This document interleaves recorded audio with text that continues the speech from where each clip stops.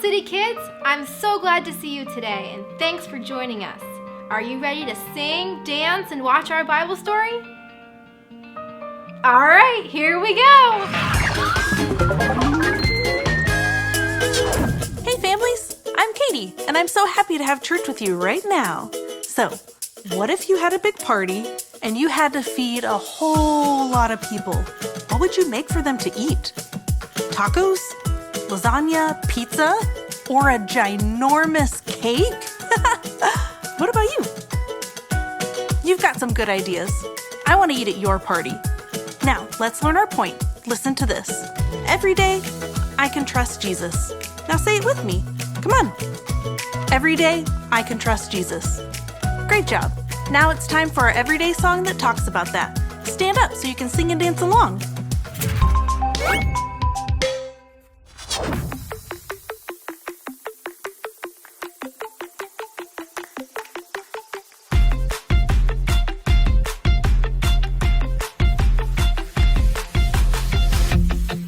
Every day I'll choose Jesus, I will follow you. 'Cause there's a world outside that can't seem to make up its mind. It's saying this and that and this, everything's changing all the time. You are the light, the truth, the way. So I'll say, hey, every day I'll choose Jesus, I will follow you. Let everything I do honor you every day. I'll trust and obey every word you say, 'cause I know that you love me. I'm following your way every single day. I wanna be who you want me to be. You are the life, the truth, the way. So I'll say, hey, every day I'll choose Jesus, I will follow you. Let everything I do honor you every day. Every day I'll choose Jesus, I will follow you. Let everything I do honor you every day.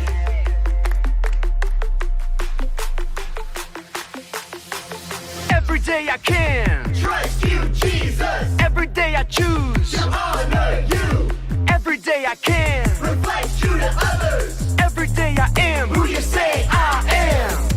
You are the light, the truth, the way, and I'll follow you every day. I'll say, hey, every day I'll choose Jesus, I will follow you.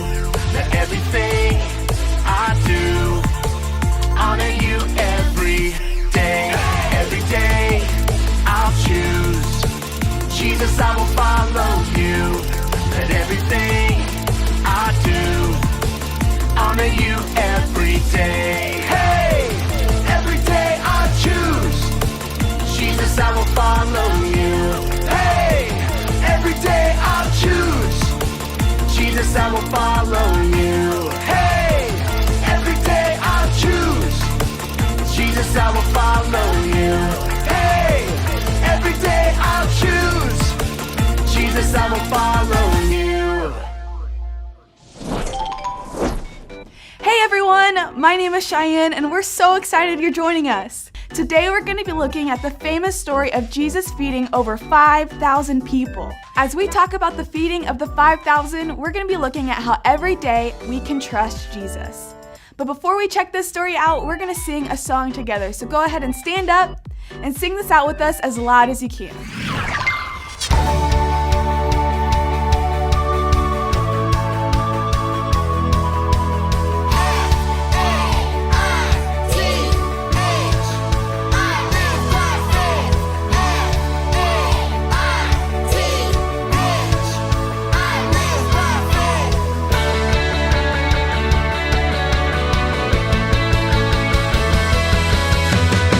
By faith, I believe you created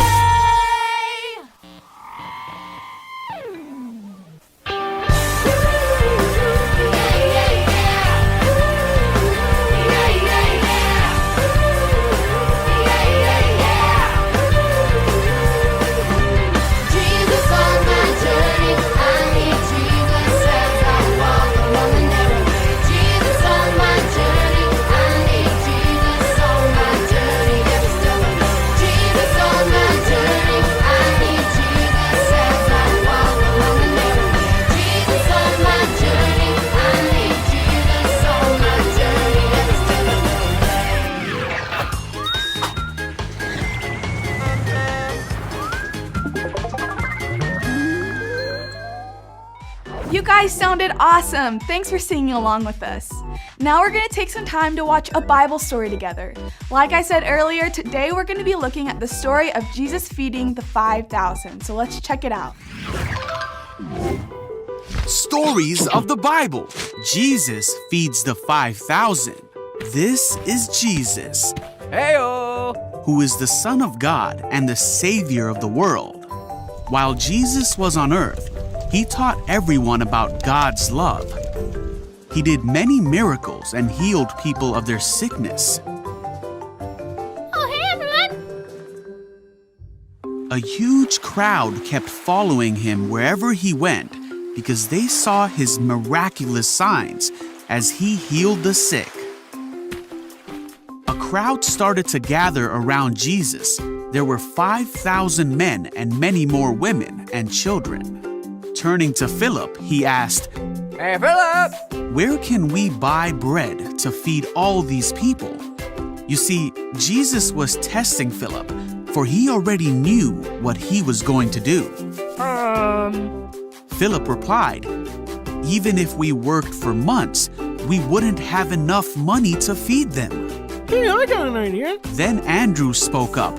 "There's a young boy here with 5 barley loaves and 2 fish. But what good is that with this huge crowd?" Jesus said, "Tell everyone to sit down." Right, everyone, sit down. Then Jesus took the loaves, gave thanks to God, and gave them to the people. Here you go. Afterward, he did the same with the fish. And they all ate as much as they wanted. Want some more? I'm all good, thanks.